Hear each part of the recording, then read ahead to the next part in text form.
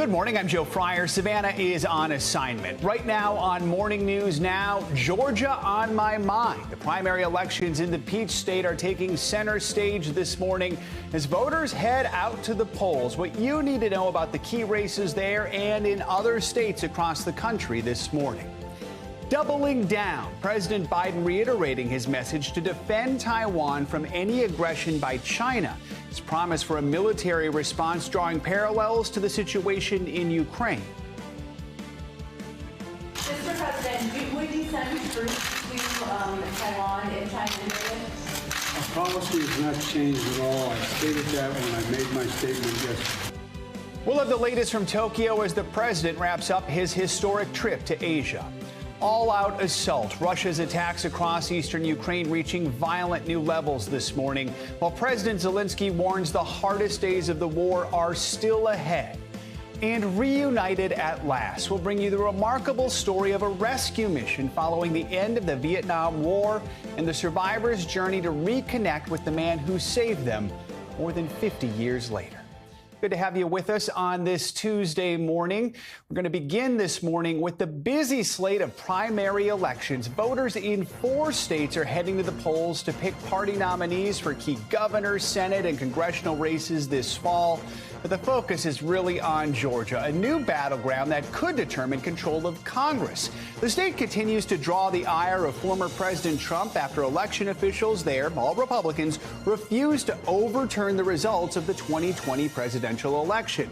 Now some of those key GOP figures are on the ballot facing Trump-backed challengers.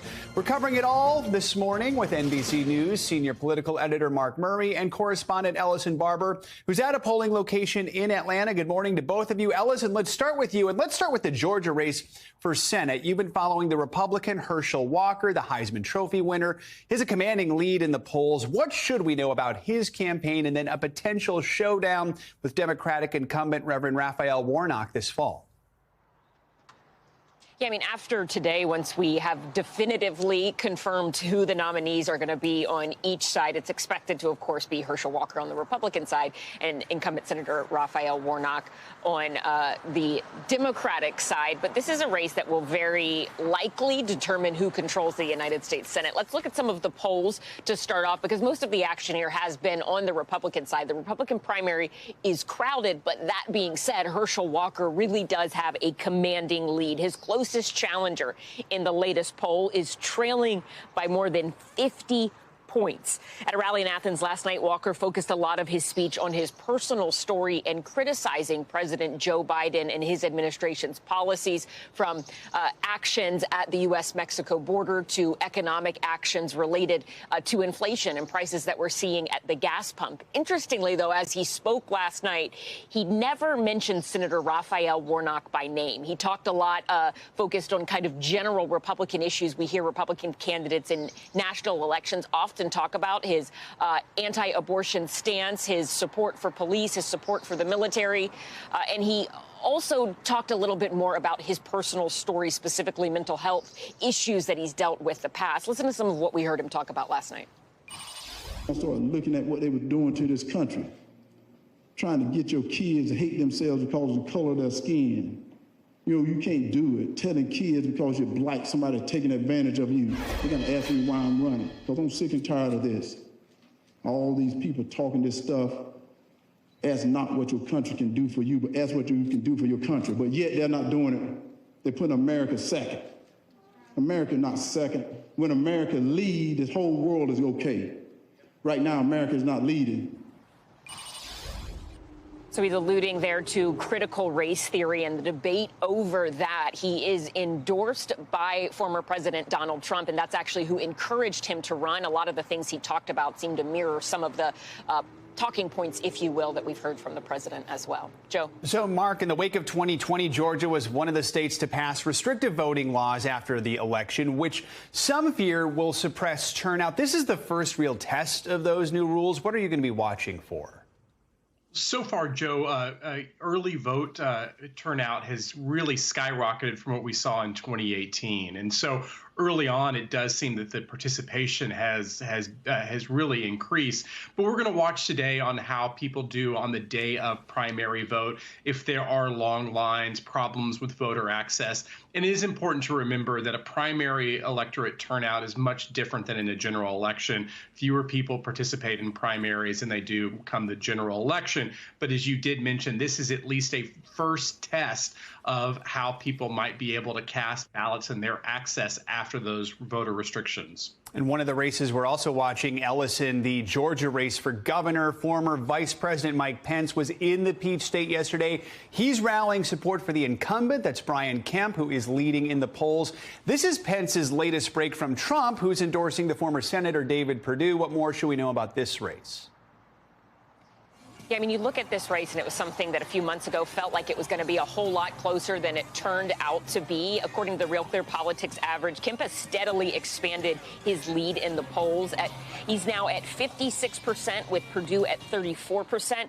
As you said, former President Trump was actually part of a tele-rally last night with former Senator David Perdue around the exact same time that you have former Vice President Mike Pence holding a rally, standing alongside Kemp. This is a big deal, this endorsement, this divide, if you will, because on Pence's side, it's hard to see that rally last night, his support of Kemp, as anything other than a blatant act of political defiance against his former boss. And for a lot of people, they're looking at that and saying, hey, Pence has some different individual political aspirations moving forward, and that may be part of why we're seeing this split here. And Mark, real quickly, we have primaries also in Alabama, Arkansas, and Texas today. What are you keeping an eye on? Yeah, Alabama Senate, where you have Richard Shelby retiring from the Senate, Mo Brooks, who had been endorsed by the former president Donald Trump, then that was rescinded, is in a three-way race that could be headed to a runoff. Joe, I'm also a native Texan. There are runoffs happening there, including a progressive versus incumbent, a Democratic member of Congress race, as well as in an attorney general race where the end of the Bush political line and the legacy of the Bush family could very well be at the end of the line if you end up having George P. Bush lose the runoff for attorney general in Texas. Lots to watch. Ellison and Mark, thank you both so much. We're going to be covering it all day long. Hallie Jackson now will broadcast live from Georgia for the primary election coverage starting at 5 p.m. Eastern. Then at 8 p.m. Eastern, Chuck Todd and Kristen Welker host in-depth coverage and analysis of election results in Alabama, Georgia, and more. You can watch the Meet the Press Election Night special tonight, all right here on NBC News Now. President Biden is heading back to Washington this morning after wrapping up a summit in Tokyo. He met earlier today with world leaders of the so-called Quad nations, Japan, India, and Australia. This was the president's first trip to Asia since becoming commander-in-chief. NBC News White House correspondent Carol Lee joins us now from Tokyo as this trip winds down. Carol, good morning. So the president's comments on defending Taiwan if China invaded made headlines yesterday and really hung over this summit. Give us a recap of the final day of the trip and what was on the agenda. Sure, Joe. Well, he had that meeting with the Quad, and then he did individual meetings with the Prime Minister of India and Australia. And then but hanging over this, as you said, were his comments on Taiwan. And so the president was peppered with questions about that and tried to clarify and say that the U.S. policy of leaving it sort of publicly unclear how the U.S. would respond if China were to invade Taiwan. That so-called strategic ambiguity. He's saying that is still U.S. policy, that nothing he said changes that. Take a listen. Mr. President, is the policy of strategic ambiguity towards Taiwan dead? No. Can you explain? No. Mr. President, would you send troops to Taiwan if China invaded? Our policy has not changed at all. I stated that when I made my statement yesterday. Now, the White House, from their perspective, they feel good about where they are right now in terms of how this is playing out. They feel like they're walking this line of saying something that's getting a lot of praise back at home from Republicans, but also pleasing Taiwan, while at the same time not really antagonizing China too much by saying that policy still remains the same. Carol, the president also addressed the war in Ukraine, urging world leaders to step up more to try and stop Russian President Vladimir Putin's aggression in the country.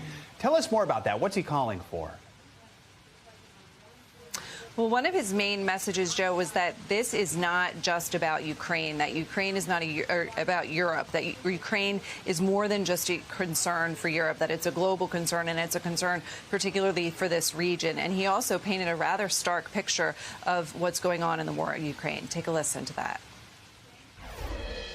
Among the closest we have on Earth. And today we also participate. We're navigating a dark hour in our shared history. The Russian brutal and unprovoked war against Ukraine has triggered a humanitarian catastrophe. This is more than just a European issue. This is a global issue. It appears to me that Putin is just trying to extinguish a culture. He's not even aiming at military targets anymore. He's taking out every school, every church. Now, one of the president's goals while here in Asia was to demonstrate that the unity that the U.S. and Europe have had in the face of Russia's aggression in Ukraine can also be applied here in the Indo-Pacific were China to ratchet up its tensions in the region. And Carol, now that the summit has concluded, what's next for these nations and for this alliance? Well, a couple things to look for, Joe. One is India. The president's meeting with the Indian prime minister was designed to try to get India to step off the sidelines and take a tougher stance against Russia. That's tricky because they import a lot of oil there. But the U.S. really wants that to happen, and so we'll see if anything comes out of that in the coming days.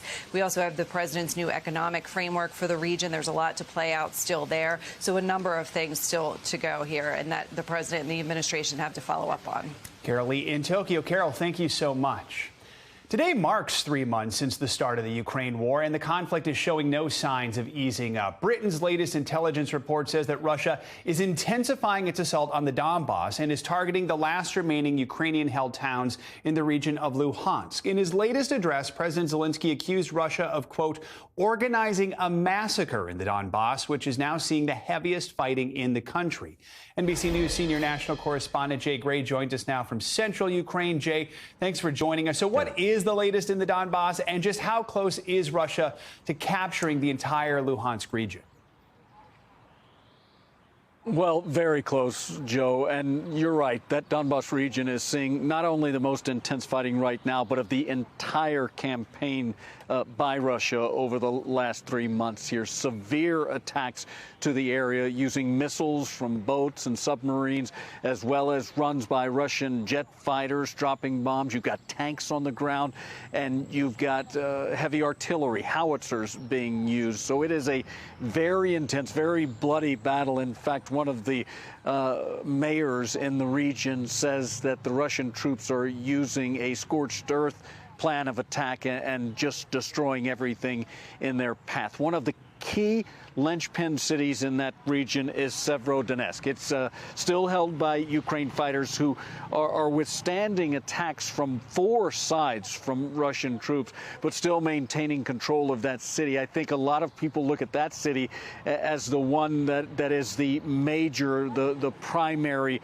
area of contesting right now. And Jay, I also want to ask you about Kharkiv, a major city where there appears to be new signs of things actually returning to normal. Authorities say they're planning to reopen the subway system. You might recall that's where so many people had actually been sheltering early on. Is there a sense that the worst is now over there in Kharkiv, or are there concerns that Russian forces could return? Well, it's amazing to see that. You're absolutely right. People had been seeking shelter and staying for weeks in those terminals, and now they are opening back up. No, that's a sense of pride for Ukraine and its army. They were able to push Russian troops out of the Kharkiv area, the second largest city in this country, and they do feel like they have it secure at this point. They are not concerned about troops making their way back in, though not letting their guard down. And Jay, here's an interesting development. Yesterday, a veteran Russian diplomat actually resigned over the war. He wrote a pretty scathing critique of his government's actions in his resignation letter. Walk us through what he said and the significance of this. I mean, could we actually see more people like him speak out? Boy, that would be something. He was a longtime diplomat working with the Foreign Affairs Department in Russia. His name, Boris Bondarev. And he really, as you talk about, Joe, didn't hold anything back, said that this war is all about, and I'm quoting here, warmongering, lies, and hatred. He said that he felt he had no other option but to step aside and step down from his post. Let's listen to what he had to say. I, as a Russian diplomat, can no longer be associated with this. Ukraine is a pivotal moment, because when there is no choice after that, there is only one choice: is to leave, to quit. I think the message is that sometimes you must do something to be able then to look at the mirror. Yeah, and look, he wrote a scathing telegraph that he posted online. One of the things he said was that the Kremlin is willing to sacrifice as many lives as it takes in this war, Joe. Incredible to hear that. Jay Cray reporting from Ukraine. Jay, thank you so much. Let's bring in Lester Munson now for more on the war in Ukraine. He's a senior fellow at the National Security Institute and a principal in the international practice at the BGR Group. Good to have you with us again, Lester. Let's start with these comments made yesterday by the chairman of the Joint Chiefs of Staff, General Mark Milley. He said that we are still, quote, a ways away from sending U.S. troops back into Ukraine. Do you think the fact that our military leaders are considering this signals that parts of Ukraine, especially maybe around the capital of Kyiv, they're secure enough to reestablish a military presence in the country and more of a diplomatic presence? I think that's exactly right. We're also seeing really maybe the endemic phase of this war, where we're going to be shifting from crisis into kind of a long-term, ongoing, almost frozen conflict between Ukrainian forces and Russian forces, particularly in the east of Ukraine. So it's going to be more appropriate for U.S. forces to be there to protect the embassy, which is the traditional job of U.S. Marines, and perhaps also to train Ukrainian forces to be even more effective in the fight against Russia. Lester, I want to turn now to what we heard from one of Germany's economic ministers yesterday, telling reporters that an agreement to ban imports of Russian oil into the European Union could be reached within days. I mean, this is big. What kind of impact could this deal have? First, on Russia's economy, and if it is a big impact, does that influence Putin at all when it comes to the war? Well, let's be clear. The energy issue is the saving issue for Russia. The income that Russia gets for selling oil and gas is what is sustaining its war effort. That has to be addressed. It is good that the Europeans are moving towards a consensus on this. Frankly, I think they should have done this already. And we also need to see greater supply for countries that are net importers of energy. So it's not enough just to say, hey, we're not going to buy it anymore. You also have to go encourage other producers to produce more. So the U.S. and the Europeans should be engaged in more of a diplomatic outreach to the Middle East and to other places where they can really address this issue for the long term. Yeah, I mean, speaking of oil, we know President Biden was meeting with India's Prime Minister Modi this morning. Carol Lee was just talking a little bit about that, putting the pressure on him. India's continued to import Russian oil, has yet to denounce the Russian invasion in Ukraine. Do you think the president can put enough pressure on India to change its stance on Russia? And if that happened, would that have an impact? I think it's important to pull back a little bit here. The U.S. primary goal, first of all, the bilateral relationship with India is hugely important. And the primary goal for the U.S. in its relationship with India long term relates more to China than it does to Russia. So the Quad, which they had the meeting just recently in person in Tokyo, the purpose of that is really to galvanize those countries in the Indo-Pacific against China, not against Russia per se. And so we do need to be a little bit careful. There's a lot of different priorities for the U.S. on the Eurasian landmass, and sorting those out is a tough job occasionally. India's in an interesting place where it's got this previous relationship with Russia, and it also wants to have a positive relationship with the West, which is increasingly true. So that's something that really needs to be managed on a daily basis. Lester Munson with a good global perspective there. Appreciate your analysis this morning. Thank you so much. And be sure to tune in to NBC News Now at 10:30 p.m. Eastern tonight for an in-depth look at Vladimir Putin's history and what drove him to this point, with Keir Simmons bringing us this special titled Putin's War. American families found a bit of relief this week as pallets of baby formula arrived from Europe. The shipment had enough formula to feed 9,000 babies and 18,000 toddlers for 1 week. But families are certainly not out of the woods yet. As of last night, 43% of formula supplies nationwide were still out of stock. Another military shipment is expected later this week, but true relief for parents may not come for several weeks. NBC News business and technology correspondent Jolene Kent has the latest. That emergency military aircraft carrying all of that formula has now been on the ground for more than 24 hours. And this has parents asking more questions about when additional formula will become available, putting even more pressure on the White House to deliver. When the first emergency aircraft for Operation Fly Formula landed, it delivered a sign of hope alongside growing nationwide panic. Everything is empty. I don't know about y'all, but this is scary.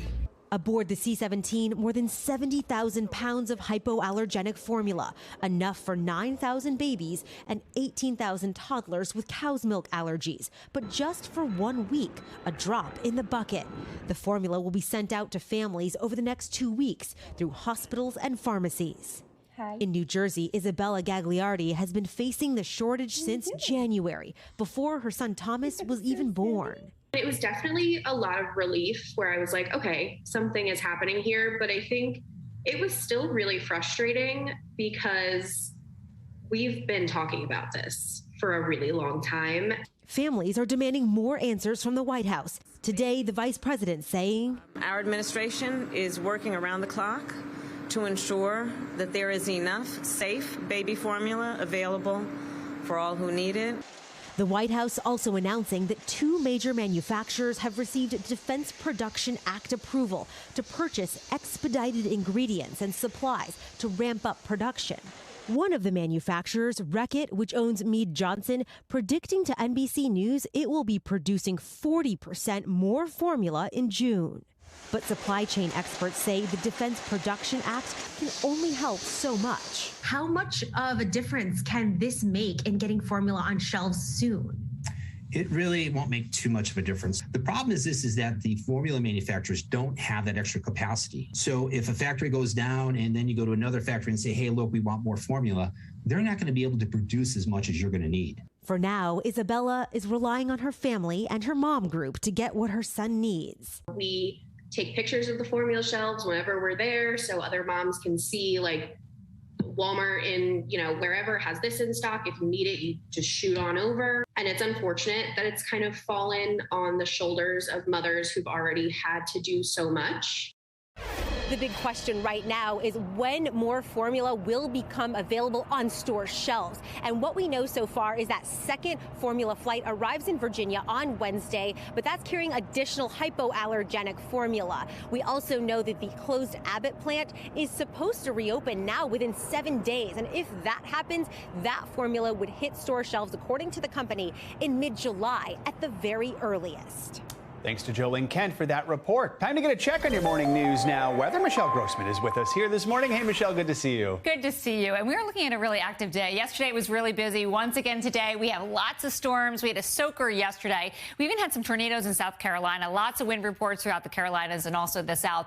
Active already this morning. You can see these darker colors here. That's where that heavy rain is falling. Even seeing some lightning, hearing some thunder. And this has been over the past few hours. This will be the trend as we go throughout the day. Look how long this stretches here, at least this threat, from the southern plains all the way to parts of the Carolinas once again. This is a really slow-moving storm, so it's going to bring browns of rain.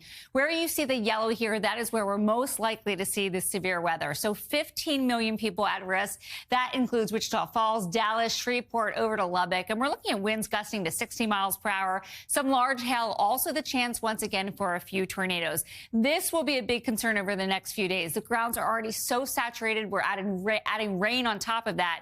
And up to 5 inches in some spots. It's falling fast, and we could see 2 inches per hour in some spots. So again, where you see these darker colors, that corresponds with higher rainfall, so even up to 5 inches in some spots.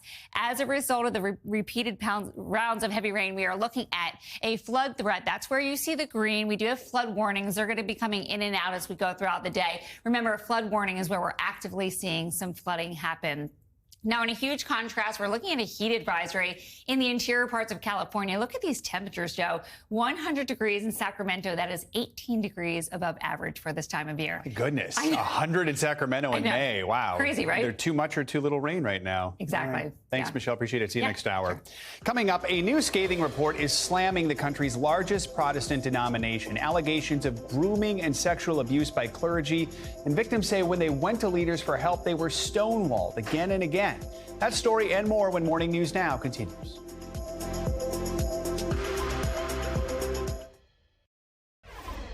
An explosive new report is rocking the nation's largest Protestant denomination. In that report, leaders of the Southern Baptist Convention are found to have mishandled sexual abuse allegations over 2 decades. NBC News correspondent Ann Thompson has the story.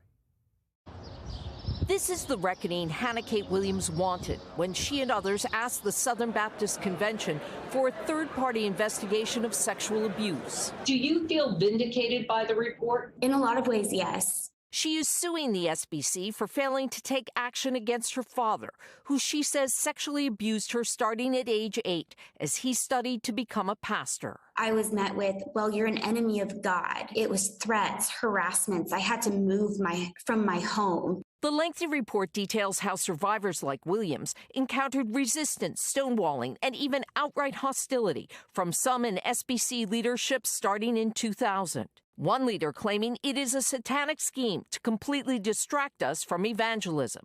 Yet investigators found one staffer compiled a secret list of accused abusers with hundreds of names. What does this do to the reputation of Southern Baptists? You know, for a group that talks a lot about sexual morality, talks a lot about men protecting women and children, I think that this is obviously a very bad look, and it is clear hypocrisy. SBC President Ed Litton says Southern Baptists must resolve to change our culture and implement desperately needed reforms. The report recommends creating and maintaining an offender information system, providing a resource toolbox with protocols and training, and making a sincere apology to survivors. Healing won't come easy. Popular evangelist Beth Moore, who left the SBC last year, tweeting, "You have betrayed your women. It's too late to make it right with me. It's not too late to make it right with them." Ann Thompson, NBC News. At least 10 people were killed in a building collapse in southwest Iran, with many more feared trapped. NBC's Ali Arouzi joins us with that and more world headlines from London. Ali, good morning. Good morning, Joe. That's right. An unfinished 10-story building in southwest Iran collapsed, killing at least 10 people and injuring dozens more. Rescue teams worked through the night to pull out trapped survivors out of the remains of the building. Steel beams and concrete that fell from the building crushed cars on the streets below. Authorities have arrested about 10 people, from officials to contractors who were connected to the building. Every year, the rich and powerful gather in Davos for an economic forum, but this year a small handful of the wealthy who attended Davos are calling for higher taxes on the rich in order to tackle the cost of living crisis. The so-called millionaire protesters argued that the wealthy made so much money over the last 2 years, while so many other people across the globe struggled with finances. And finally, the Queen wasn't going to let her mobility issues stop her from attending her favorite flower show. The 96-year-old monarch, dressed in pink, showed up to the Chelsea flower show in a brand new custom-made golf cart to help her get around. A palace spokesman said that adjustments had been made for the Queen's comfort. And those are your headlines, Joe. We call it the Queen Mobile. All right, Ali, thank you so much. Appreciate it. The Queen Mobile.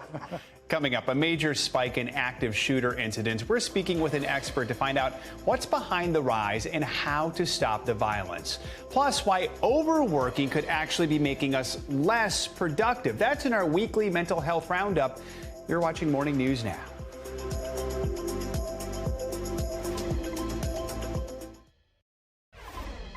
In the aftermath of the deadly mass shooting in Buffalo, the FBI has released a new report that finds active shooter incidents are on the rise. Here are some of the numbers. In that report, in 2021, the number of active shooter incidents saw a 52% increase from 2020, with more people dying from these shootings.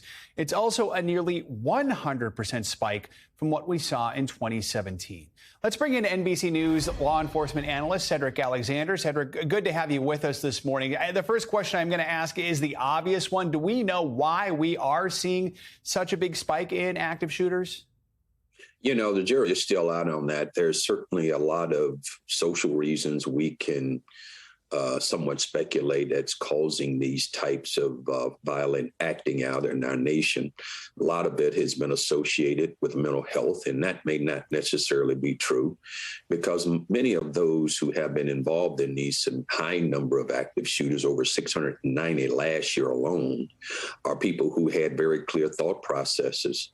They planned their attack oftentimes, understanding and knowing what targets they were going to hit, and calculated it oftentimes as well. So there could be a variety of reasons. Some of it could be associated with mental health, which is oftentimes maybe very hard to track, particularly if someone is disturbed or depressed or under some type of medical care that may not be known to others.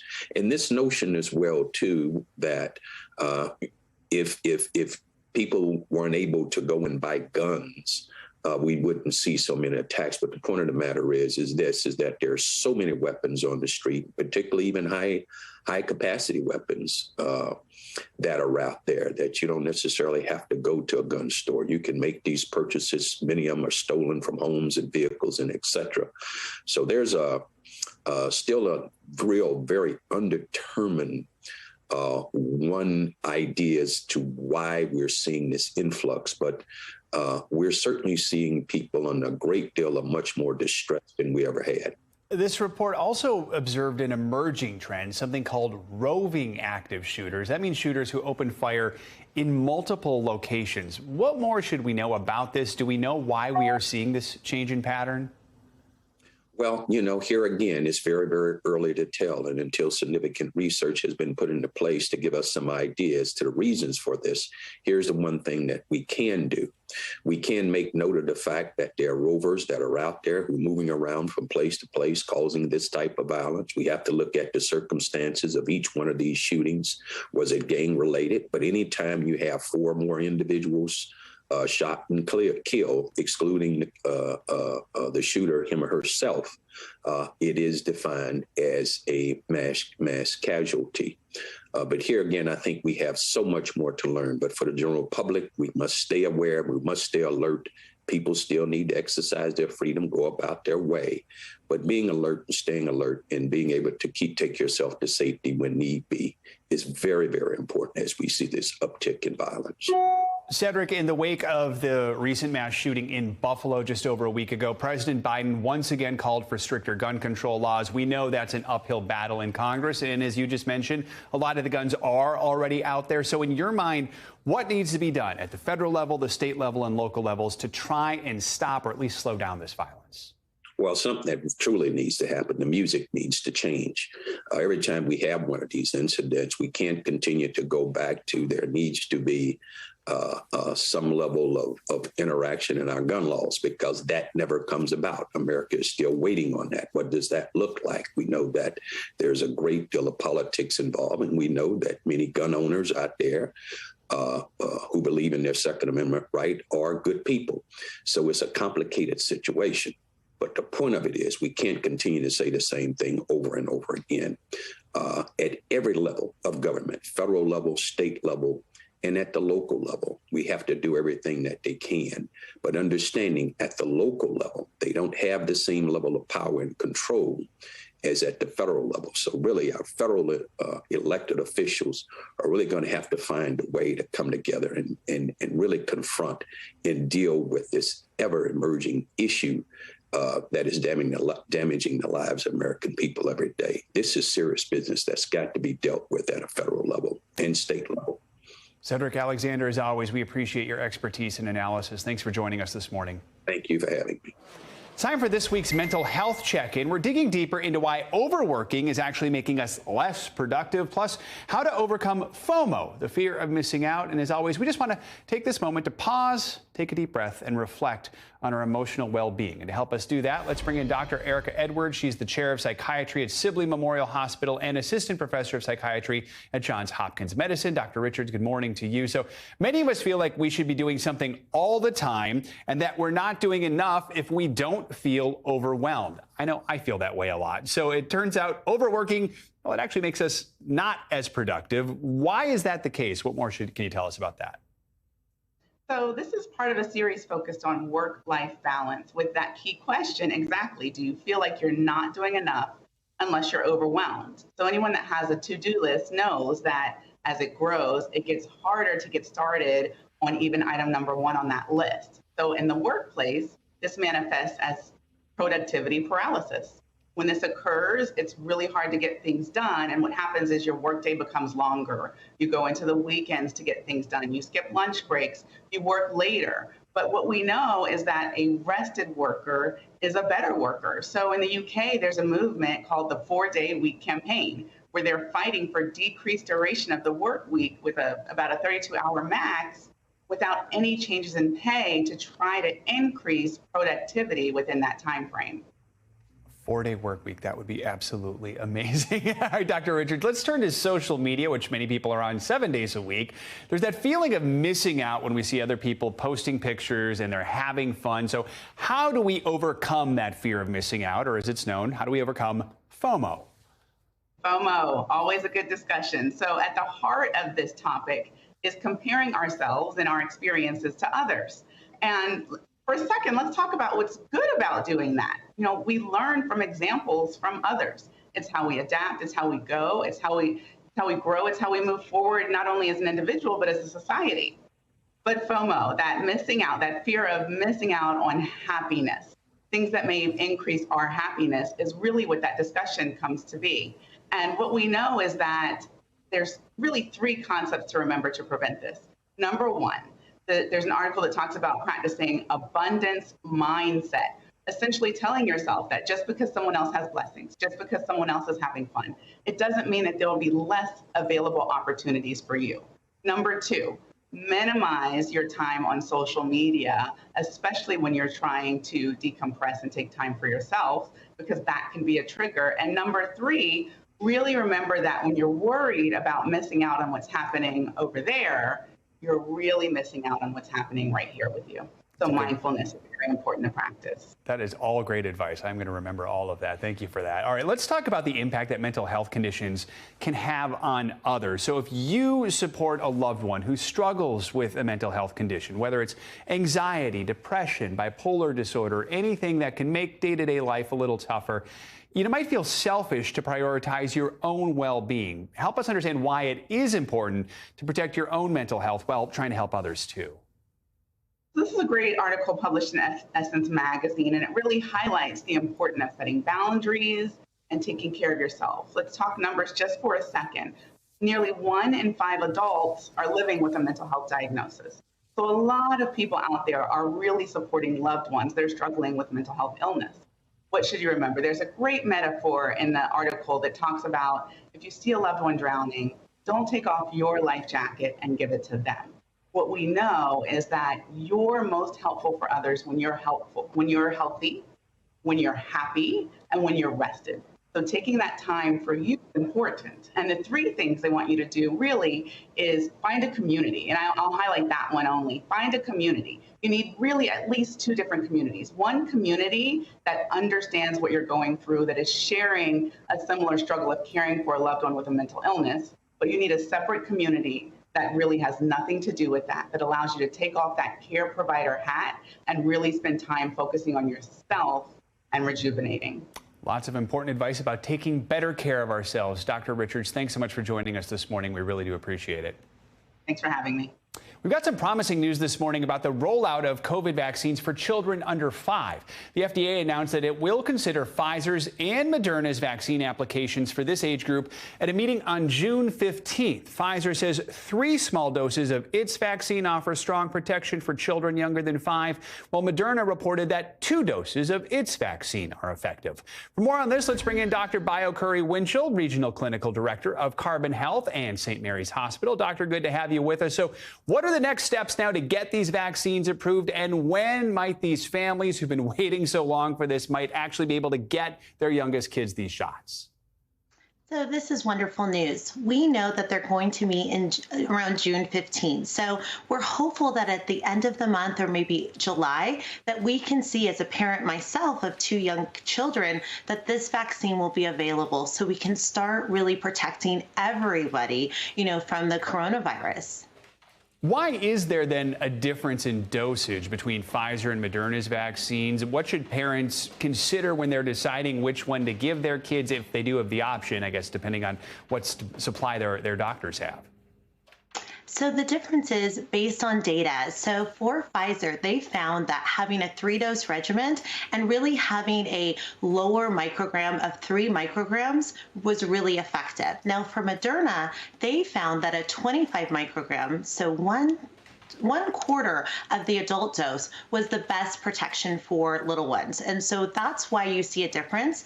But as a mom and a doctor, picking a vaccine to protect your child, whatever one is available, is the best choice, because we know it can reduce hospitalization and possible death. So as a parent, I really recommend just getting the first vaccine that is available.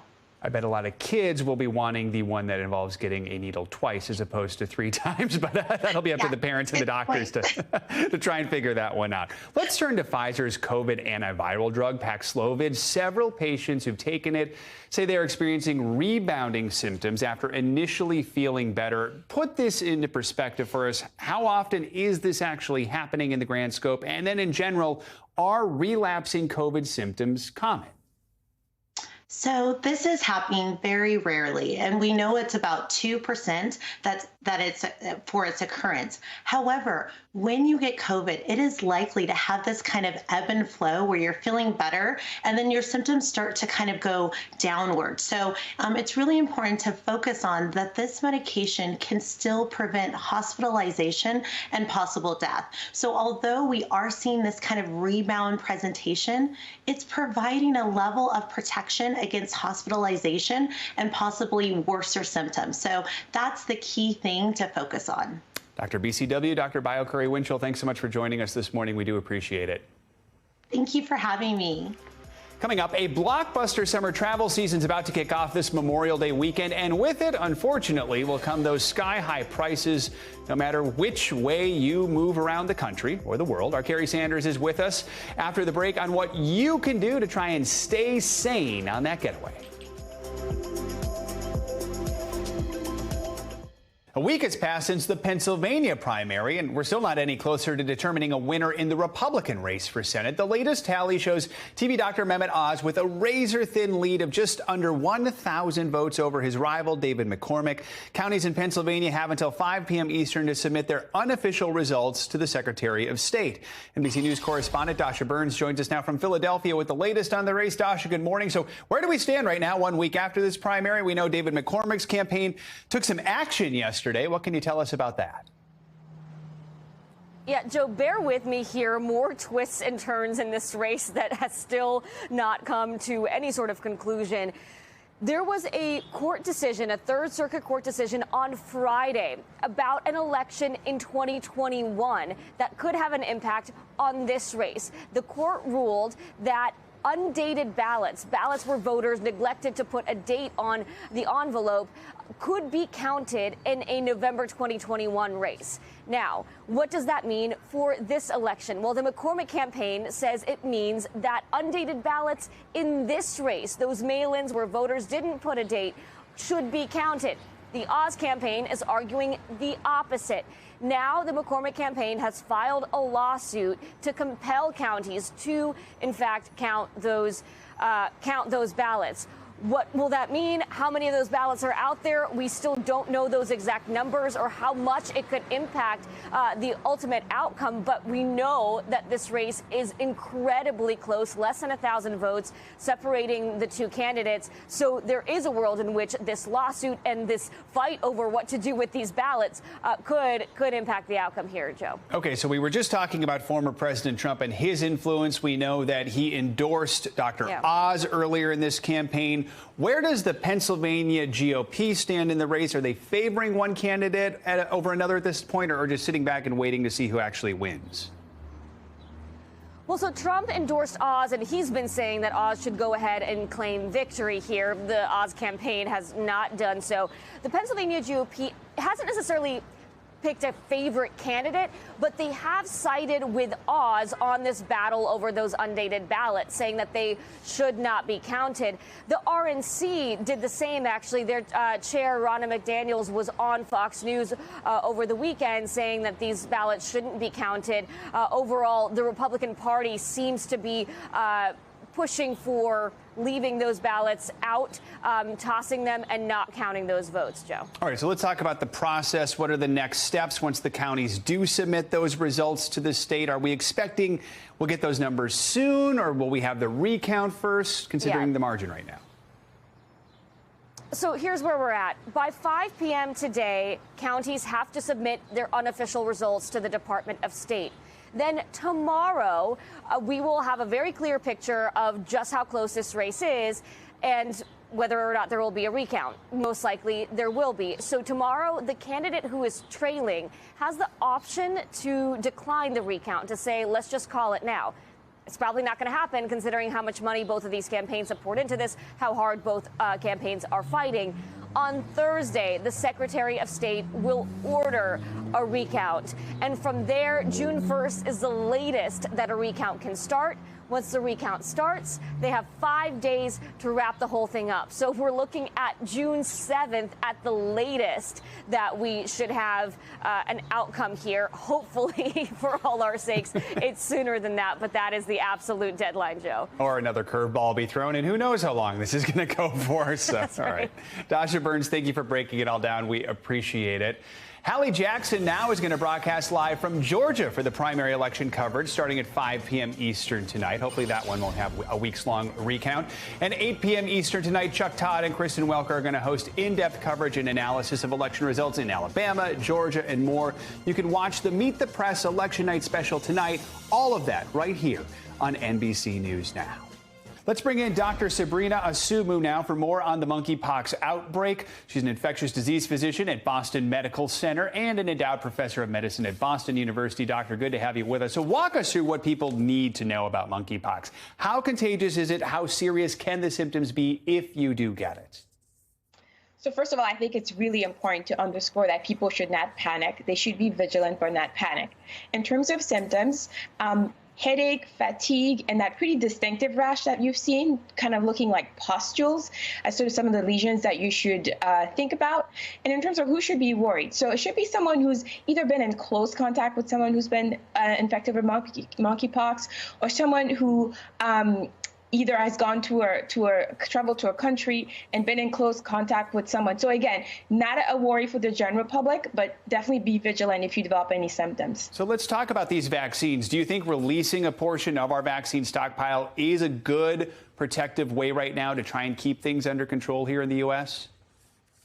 You know, I think it's very important to get ahead, and we're fortunate enough to have a vaccine that we can give as post-exposure prophylaxis. So people who've been in contact with someone who has monkeypox, we can certainly do something. But also, this is an important time when we need to go back to our basic public health measures, identifying cases, isolating them, and managing them so that it doesn't spread more widely. And Doctor, while we have you, we want to talk a little bit about the coronavirus now. We know the FDA is scheduled to meet on Pfizer and Moderna's vaccine candidates for kids under 5. This is something we've been waiting a long time for. In your mind, how important is this? Yeah, no, this is really great news. You know, parents who are under 5, including myself, we've been really waiting for this vaccine because one thing that's really important is that although children are less likely to get severe disease from COVID, as we've seen during the Omicron waves, they do get COVID, they could get hospitalized from COVID. And so having an additional vaccine that could help us prevent them from getting sick, it's going to be very important. We know that one of these shots is 2 doses, one is 3 doses for kids under 5. For parents that are wondering, what am I supposed to do in this situation? What's your advice to parents? Yeah, my advice is let's wait for our public health officials. Let's wait for the FDA to review the data. Let's wait for the CDC, and they will make some really good recommendations so that we can feel very confident about our next approach. All right, Dr. Sabrina Asumu, thank you so much for joining us. We appreciate it. Thanks for watching our YouTube channel. Follow today's top stories and breaking news by downloading the NBC News app.